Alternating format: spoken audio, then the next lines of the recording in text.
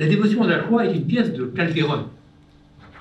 Elle est devenue aussi une pièce d'Albert Camus. Est-ce qu'elle était une pièce camusienne avant la lettre, au sens où son style et son inspiration l'auraient privilégiée parmi d'autres pour être élu par Camus? Est-ce que Camus l'a infléchie de façon qu'on puisse la compter sans réserve parmi ses œuvres complètes? Voilà la question que j'aimerais poser avec vous. Les choix qui ont été opérés par Camus pour écrire des adaptations font une large part à l'arbitraire ou à la contrainte, dans les années 1950, plus qu'à l'époque du théâtre du travail et de l'équipe, où dans la limite des moyens matériels, il créait et adaptait en somme ce qu'il voulait. Dans la période qui est postérieure au juste, les années 50 donc, on peut dire que seuls les possédés répondent à un dessin longuement médité. Il y a 20 ans que je vois ces personnages sur la scène, écrit-il à propos du roman de Dostoïevski, dans le programme du Théâtre Antoine, où sa pièce est créée le 30 janvier 1959.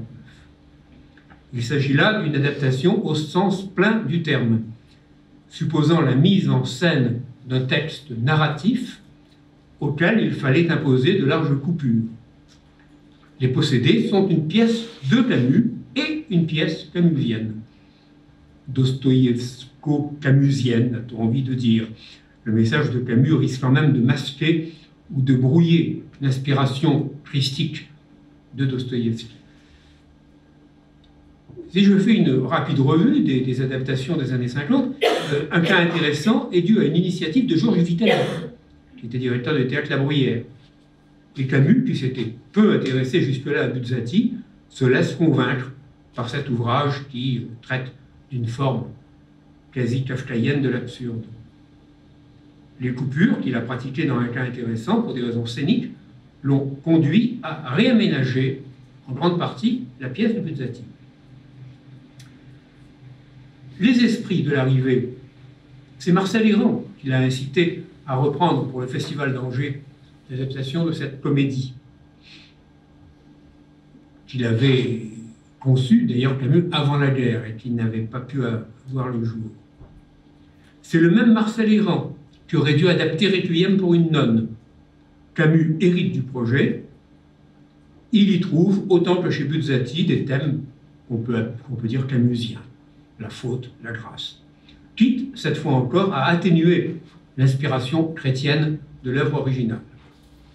Et nous avons vu comment c'était Marcel Héran, à nouveau, qui l'avait conduit à adapter, je mets le mot adapter entre guillemets, la dévotion à la croix.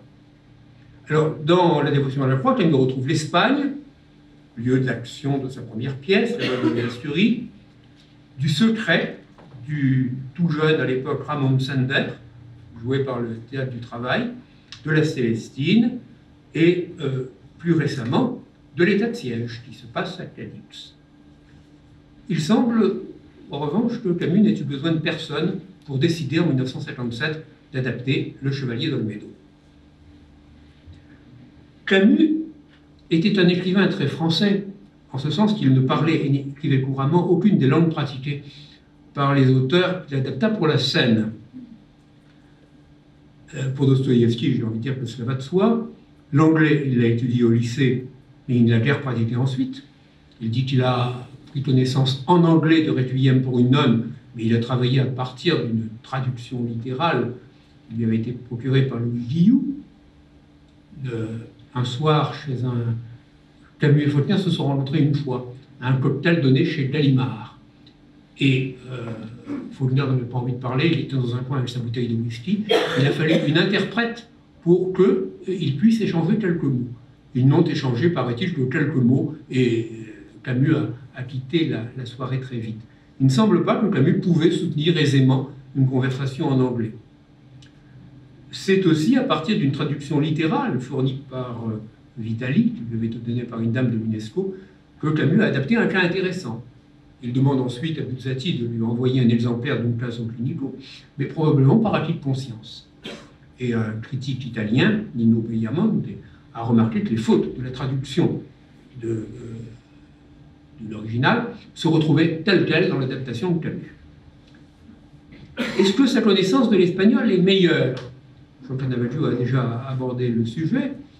Je voudrais rappeler que sur le bateau qui le conduit à Rio, au mois de juillet 1949, Camus raconte qu'il est abordé par un passager hispanophone. Et Camus lui répond, je cite, « avec mon espagnol épouvantable ». Mais enfin, ils arrivent à soutenir une conversation. Je ne crois pas que Camus aurait pu le faire de la même façon en anglais. Dans le questionnaire fameux de Carl Viggiani, je dis fameux parce que c'est un des rares éléments que nous ayons pour connaître de manière précise certains éléments biographiques de Camus, à Carl Viggiani, Camus répond qu'il a appris l'anglais au lycée, mais l'espagnol seul et par goût. Ce que Emmanuel Robles va confirmer plus tard, Camus aurait voulu apprendre avec moi l'espagnol, mais la vie de caserne, c'est le moment où Robles est soldat, me laissait peu de liberté. Longtemps, il eut en tête ce projet, et plus tard, à Paris, il prit des leçons particulières. Alors, au lycée, Camus n'a pas davantage appris le grec, mais il a décidé ensuite de l'étudier, au moins un peu, à l'université. L'Espagne et la Grèce étaient, pour des raisons différentes, ses secondes patries. Même réduite à des rudiments, l'apprentissage de leur langue répondait chez lui à de vrais choix. Et on peut imaginer que la fréquentation de Maria Casares a tout de même, on ne peut pas imaginer les choses, mais enfin dans les répétitions de la dévotion à la croix, la présence de Maria Casares a peut-être servi un peu de pont à Camus entre le français et l'espagnol. Pour l'essentiel, malgré tout, Camus est parti pour la dévotion à la croix d'une traduction en français, et je passe sur ce que j'avais prévu de dire à propos de la traduction de Pigment, puisque Jean Canavaggio l'a dit mieux que je ne pourrais le dire. La page de titre de la pièce, dans l'édition de 1953, qui a accompagné sa création, donne pour auteur Calderon et indique texte français d'Albert Camus. La formule est ambiguë. Elle laisse entendre que Camus a été plus qu'un simple traducteur et moins qu'un adaptateur. Elle n'est pas une adaptation et elle a recueilli tout le dialogue de Calderon, précise Camus dans l'avant-propos. Que signifie recueillir tout le dialogue? Est-ce le reproduire, peut-être avec recueillement, tel qu'il a été donné, ou le prendre tout entier dans ses filets pour en faire autre chose? Dans l'avant-propos aux esprits, Camus s'était justifié d'avoir pris des libertés avec le texte de l'arrivée, alors que, disait-il, il serait impertinent d'adapter Shakespeare ou Calderon. Shakespeare représentait, on le sait pour lui, le sommet de l'art théâtral. Il dit « J'ai traduit Othello, mais je n'ai jamais osé le mettre en scène. Je n'en suis encore qu'à mon baccalauréat. Shakespeare, c'est la grélation. » Il n'a pas davantage osé de lui-même mettre en scène Calderon. C'est Marcel Hérand qui avait osé l'entreprise. Alors que Camus l'osera en 1957 pour la pièce de Lope de Vega, Le Chevalier d'Olmedo. Alors, Camus a osé adapter Faulkner et Dostoïevski, qui en un sens sont aussi grands à ses yeux que Shakespeare et Calderon. Mais les cas sont différents. Requiem pour une nonne est un roman dont il a traité séparément les parties dialoguées, et il a fallu des initiatives hardies de Jacques Copeau avant la guerre de 14, puis de Camus, pour que soient incarnés sur scène les frères Karamazov d'abord et les possédés, qui avaient été imaginés par un romancier. Les grands dramaturges, eux, n'ont besoin de personne pour passer la rampe. Au sujet de ces adaptations, on voit Camus parfois osciller dans le jugement qu'il porte sur elles. Tantôt, il s'efface avec modestie devant les écrivains qu'il a adaptés. À d'autres moments, on lui voit des sursauts d'amour-propre. Il revendique ses droits d'auteur. Car enfin, je les ai quand même écrites, ces pièces. Écrites, vraiment. De toute la liste des adaptations, La Dévotion à la croix est probablement celle qui autorise le moins cette prétention. Elle est la seule, du reste, qui ne puisse guère imposer le nom de Camus en haut de la page du titre. Camus ne pouvait donc, sans se déjuger, adapter Calderon. Il a, au mieux, rencontré une pièce qui semblait l'attendre. La Dévotion à la croix relaie à certains égards l'état de siège. dont il a écrit qu'on pourrait la rapprocher de ce qu'on appelait dans notre Moyen-Âge les moralités, et en Espagne, les autos sacramentales, je le dis en français pour ne pas me ridiculiser devant des hispanophones, les autos sacramentales, sortent de spectacles allégoriques qui mettaient en scène des sujets connus à l'avance de tous les spectateurs. Alors, la parenté que Camus trouve entre ce qu'il a appelé le spectacle de l'état de siège et les autos sacramentales confirme, s'il en était besoin, qu'il n'avait pas l'ambition de composer lui-même des tragédies. Ces tragédies que son époque attendait en vain. La tragédie, c'est, dit-il dans la fameuse conférence prononcée à Athènes en avril 1955, la tragédie est un spectacle où la vérité unique est solennellement proclamée. L'auto sacramental est non pas une tragédie, mais un drame religieux. Et il ne saurait, aux yeux de Camus, y avoir de tragédie religieuse. Camus n'a jamais écrit de tragédie. Il n'a pas écrit une tragédie avec les justes. Il dit que la formule tragique par excellence est « tous sont justifiables, personne n'est juste ». Or, si le titre de la pièce a un sens, Kaliaïev et ses amis sont des justes. Il y aurait par ailleurs à redire sur le rapprochement de l'état de siège avec les autos sacramentales. Jean-Claude Amaggio a abordé la question dans la préface de son édition Folio Théâtre. Les autos sacramentales présentent une vérité unique, solennellement proclamée. Dans l'état de siège, on ne voit pas ce qu'elle pourrait être, sinon celle de la dictature, contre laquelle il s'agit précisément de se dresser. Si on pousse plus avant la définition de l'auto sacramentale, et je prends cette définition dans le dictionnaire du théâtre de Michel Corvin, c'est une œuvre allégorique en un acte, ayant pour thème le mystère de l'Eucharistie, représenté en Espagne dans le cadre de la fête de Dieu des XVIe et XVIIe siècles. Genre didactique, indissociable de son contexte culturel et festif, l'auto sacramentale constitue un parfait exemple de l'insertion harmonieuse du théâtre dans une vie sociale et culturelle imprégnée de religion. Dans l'avant-propos dont Camus fait précéder sa version de Dévotion à la croix, il présente la pièce de Calderon, il a été dit tout à l'heure, comme une sorte de mélodrame religieux à mi-chemin des mystères et du drame romantique.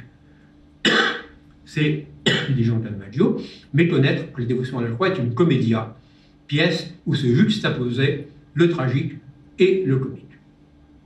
Camus atténue au moins cette filiation trompeuse en trouvant à la pièce des parentés avec le drame romantique. Dans le drame romantique, en effet, tragique et comique sont juxtaposés.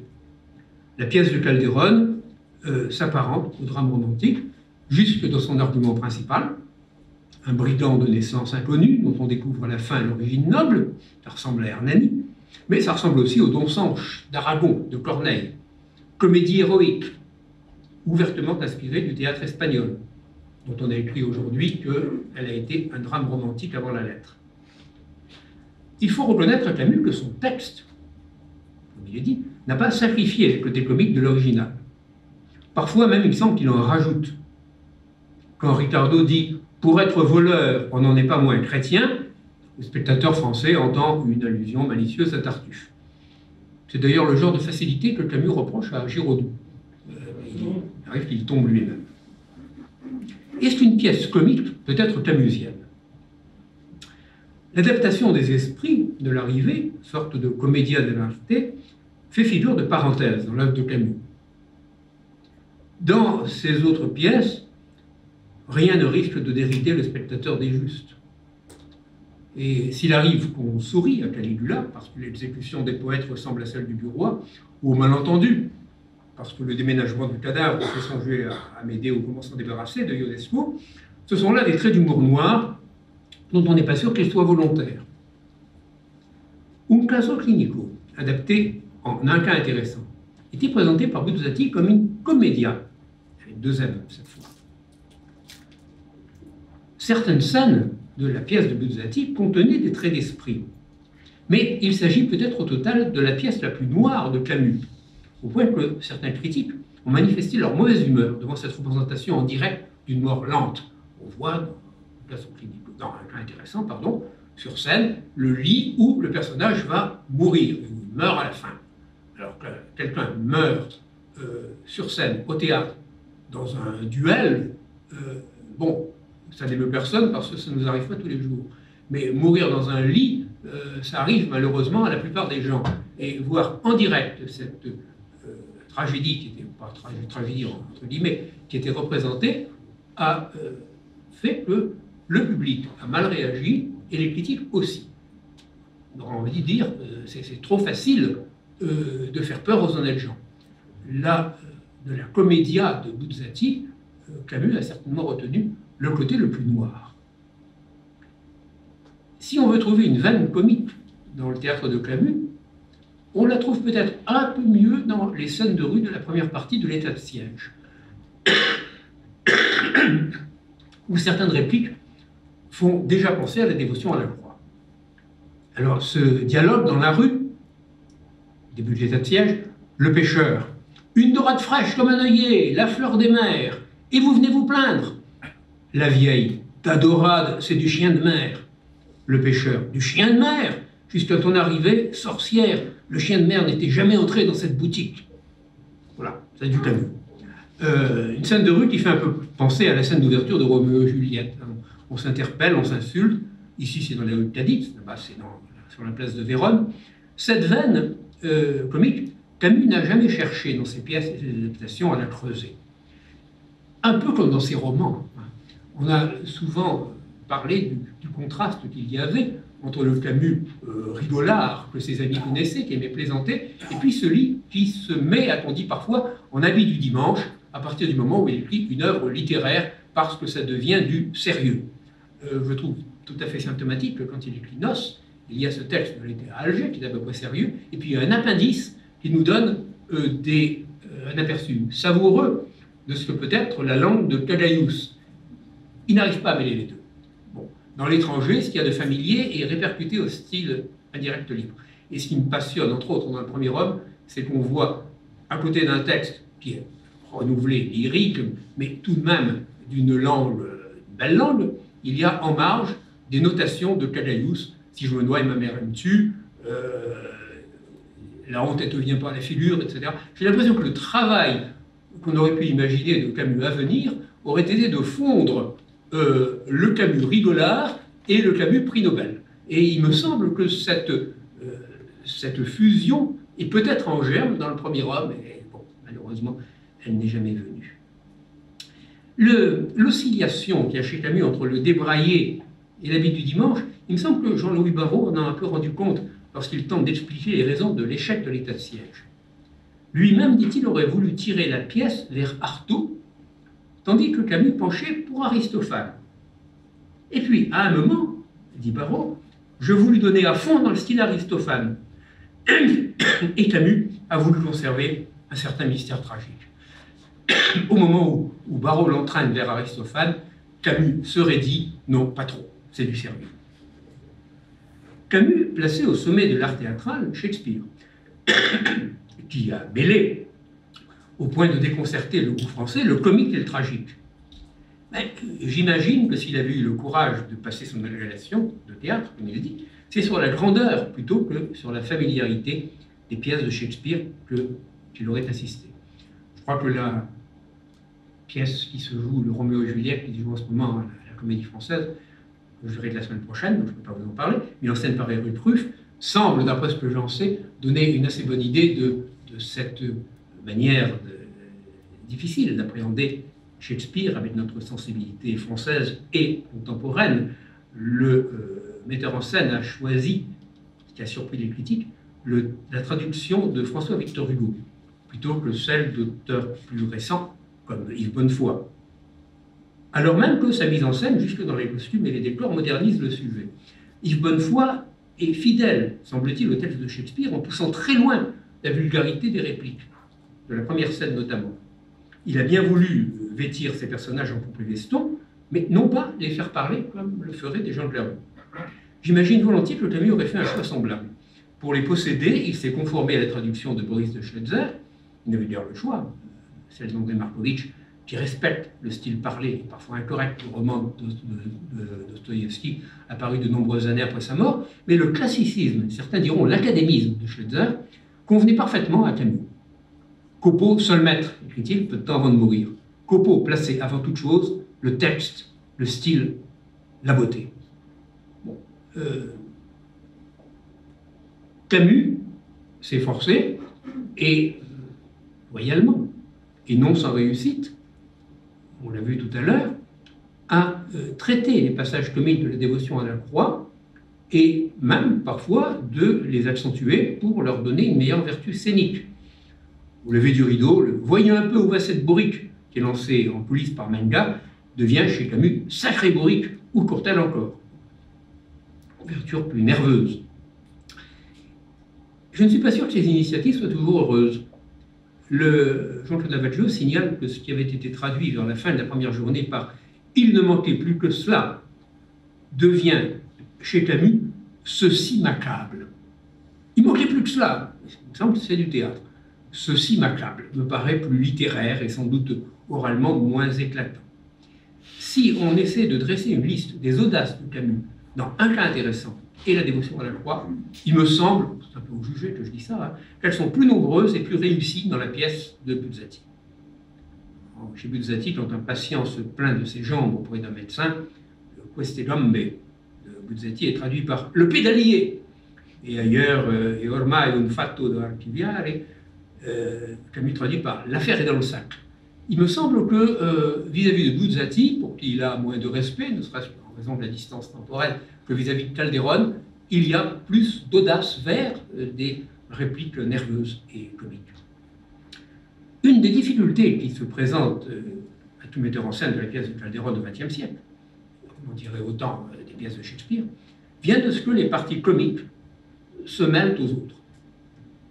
Dans la première journée, Eusebio emporte Lissardo pour que celui-ci puisse se confesser avant de mourir.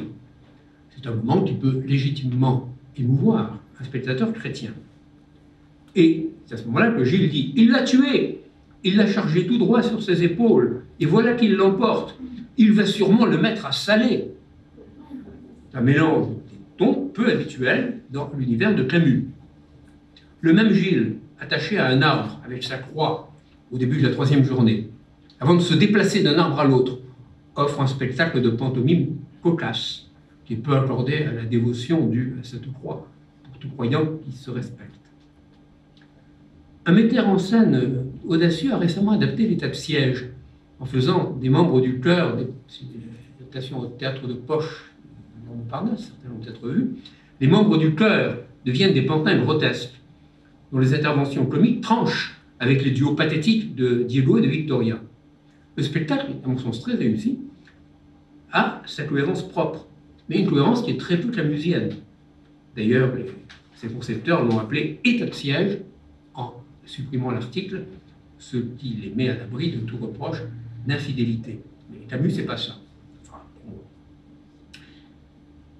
J'avoue que j'ai quelques difficultés, comme tout le monde, j'imagine, mais peut-être moi plus que l'autre, parce que je connais mal le théâtre espagnol.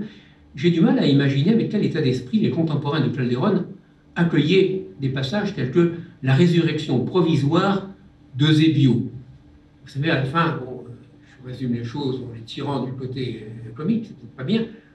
Eusebio meurt, il meurt sans se confesser. Ah, Alberto lui a promis qu'il se confessera avant de mourir. Alors, on ressuscite vite fait Eusebio, lui donne la confession, et là, il peut mourir de nouveau. Quel effet produisait cette résurrection temporaire et circonstancielle? La résurrection de Christ ou de Lazare, représentée aujourd'hui encore, aurait de quoi, je pense, émouvoir un peu plus de croyants, si la mode était encore au mystère. Celle d'un personnage ordinaire, ressuscitant pour les besoins de la cause, risquerait de provoquer un effet comique. À vrai dire, au XXe siècle, il n'y a que Claudel pour faire ressusciter des personnages sur scène, et dans l'annonce faite à Marie, mais c'est un tout petit enfant.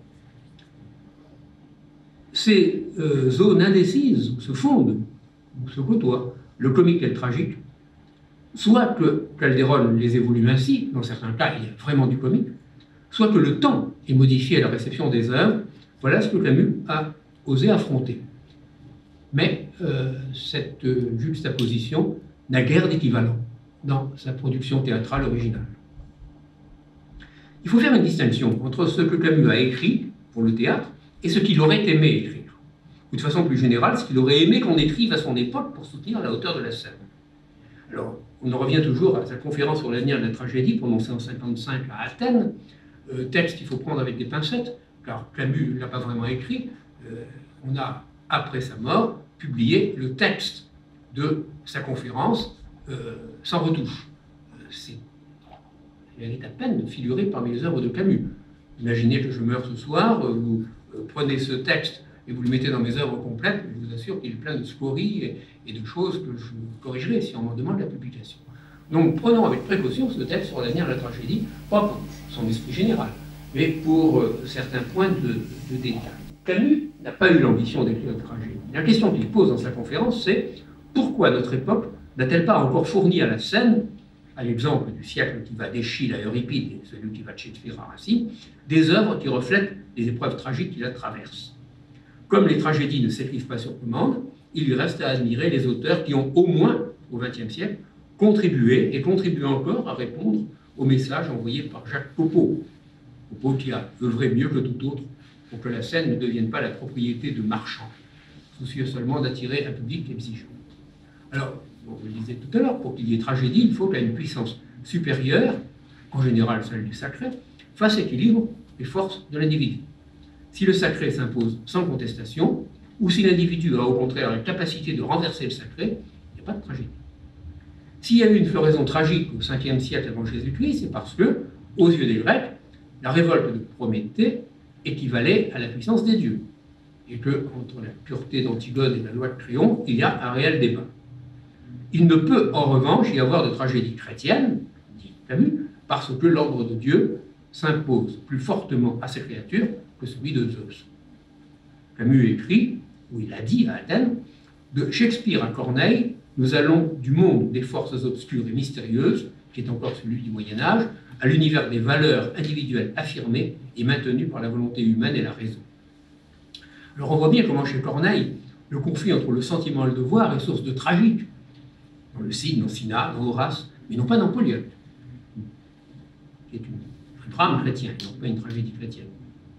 La conférence d'Athènes, en définissant la période qui va de Shakespeare à Corneille, a l'inconvénient de tenir à l'écart Racine, dont les ouvrages sont pour la plupart postérieurs à ceux de Corneille, et qui, à nos yeux, s'apparentent encore davantage à la tragédie que ceux de son aîné. Camus écrit d'une formule bizarre, Racine et la tragédie française achèvent le mouvement tragique dans la perfection d'une musique de chambre. Je ne sais pas si cette musique de chambre assourdit le tragique ou lui donne toute sa profondeur. La formule est ambiguë. Il semble en tout cas que Racine ait pensé, comme Camus, qu'il ne peut y avoir de tragédie chrétienne. Imprégné d'une foi et d'une éducation janséniste, Racine a situé dans l'Antiquité, à la rigueur à l'époque de l'Ancien Testament, tous ces dilemmes tragiques. Comme si le Dieu auquel il croyait ne pouvait que rompre l'équilibre qui subsiste dans la tragédie entre l'ordre divin et celui des humains. Il fallait que Phèdre fût confronté à des forces païennes pour qu'on puisse la qualifier comme Mauriaque d'une chrétienne à qui la grâce a manqué. Aurait-elle désobéi à Dieu, on l'aurait plus facilement traitée de pécheresse. Camus voit en Descartes, sinon le responsable, du moins le symbole d'un esprit scientifique qui atteint le sacré jusqu'à détruire l'équilibre nécessaire à la tragédie. Descartes, écrit Camus, ou plutôt dit Camus à Athènes, Descartes a marqué la fin du mouvement tragique de la Renaissance. À l'époque de la Renaissance, en effet, c'est l'univers chrétien traditionnel qui est mis en cause par la Réforme, la découverte du monde et la floraison de l'esprit scientifique. L'individu se dresse peu à peu contre le sacré et le destin. Shakespeare lance alors ses créatures passionnées contre l'ordre à la fois mauvais et juste du monde. Ce raccourci fait, au mépris des dates, de la tragédie shakespearienne une héritière de l'esprit cartésien. Mais en réalité, la contestation de l'ordre divin est présente dès l'époque de la Réforme. Et le siècle d'or a été suffisamment épargné par ce vent de contestation pour donner naissance aux autos sacramentales qui proclament une vérité unique, celle de la foi. Dans sa conférence sur l'avenir de la tragédie, Camus semble, en dépit du titre qu'il a choisi, soucieux d'œuvrer au-delà des distinctions de genre pour la grandeur du théâtre. Parmi les grands noms du XXe siècle, il cite Monterland, qui n'a pas écrit de tragédie. Et si les pièces que Claudel a composées, dit Camus, avant sa conversion, Tête d'or ou La Ville, sont plus significatives pour ce qui nous occupe, Camus ne les consacre pas sous l'étiquette de tragédie. Alors, on est tenté d'appeler tragédie ce que Camus appelle l'admirable partage de midi, qui fait assister à la résurrection d'un sentiment chrétien authentique. Je suis tenté de penser que, aussi chrétien soit-il, Claudel est animé d'une passion suffisamment frémissante pour que sa foi soit, sinon ébranlée, du moins questionnée. Pour Camus, la hauteur du théâtre reste surtout assurée à son époque grâce à Monterland, et particulièrement à Port-Royal et au Maître de Santiago, dont Camus lit des extraits au cours de sa conférence. Dans sa postface au Maître de Santiago, Monterland considère que Port-Royal et le Maître de Santiago sont des autos sacramentales. Il en ajoute un troisième, vous oubliez le nom, qu'il a simplement ébauché. L'ordre divin défendu par le Maître de Santiago, la pièce qui porte son nom, est contesté par les tenants de l'Espagne nouvelle, qui sont désireux d'étendre la puissance du royaume et du christianisme en Amérique du Sud. Mais cet ordre s'impose sans véritable lutte, en particulier grâce à la soumission de Mariana, la fille du maître, qui, en dépit de l'amour que lui inspire son prétendant, accepte la vocation religieuse vers laquelle l'a conduit son père. L'hommage rendu par Camus au Maître de Santiago peut surprendre. Camus a écrit que le théâtre était une histoire de grandeur racontée par des corps. En l'occurrence, il admire une pièce qui s'apparente à une cérémonie immobile. J'ai vu il y a longtemps le Maître de Santiago. Le geste du maître qui ôte une poussière sur l'épaule de sa fille fait figure d'événement. Les critiques, d'ailleurs, ont commenté ce geste. Puis à un moment, il y a des poules qui viennent picorer entre les jambes des personnages, c'est marqué dans les indications scéniques. Bon, histoire de grandeur racontée par des corps, on vient de faire des corps là-dedans. Au reste, si dans l'Espagne du XVIe siècle où se déroule l'action, le Maître de Santiago fait entendre la voix de la royauté et de la foi éternelle, sa signification change au XXe siècle, où la soumission de Mariana, sa fille, sonne comme une forme d'aliénation. Le Maître de Santiago, on devait être créé dans un pensionnat religieux de demoiselles. Et le projet fut annulé, d'une part parce que la réputation de Monterland était sulfureuse, et d'autre part parce que la pièce a été jugée janséniste et que le pensionnat était déjà une réputation assez austère. Il ne s'agissait pas d'accroître encore cette réputation d'austérité. On a consulté l'évêque qui jugea qu'il était plus sage de s'abstenir. C'est dire que la célébration que suppose l'auto-sacramental est mise en péril par les diverses formes de la foi chrétienne, question qui était déjà présente au XVIIe siècle et qui s'impose mieux encore au XXe. Le spectateur contemporain de Monterland est surtout porté à trouver odieux le héros de la pièce, principalement en raison de l'égoïsme dont il fait preuve à l'égard de sa fille. Je me suis attardé sur le cas du Maître de Santiago parce que cette pièce tient une place importante dans la conférence de Camus et parce que son adaptation, si on peut employer ce mot, l'adaptation de Camus de la dévotion à la croix pose des problèmes du même ordre. Donner ou redonner vie au théâtre du siècle d'or, c'est pour Camus contribuer en son siècle de décadence à ce que la scène a offert de plus haut. Il n'est pas question ici de tragédie, seulement de grandeur. De même que réécrire Don Quichotte à une autre époque, puis, en suivant Cervantes à la lettre, c'est écrire une autre œuvre. Recueillir tout le dialogue de Calderon, c'est livrer un autre message.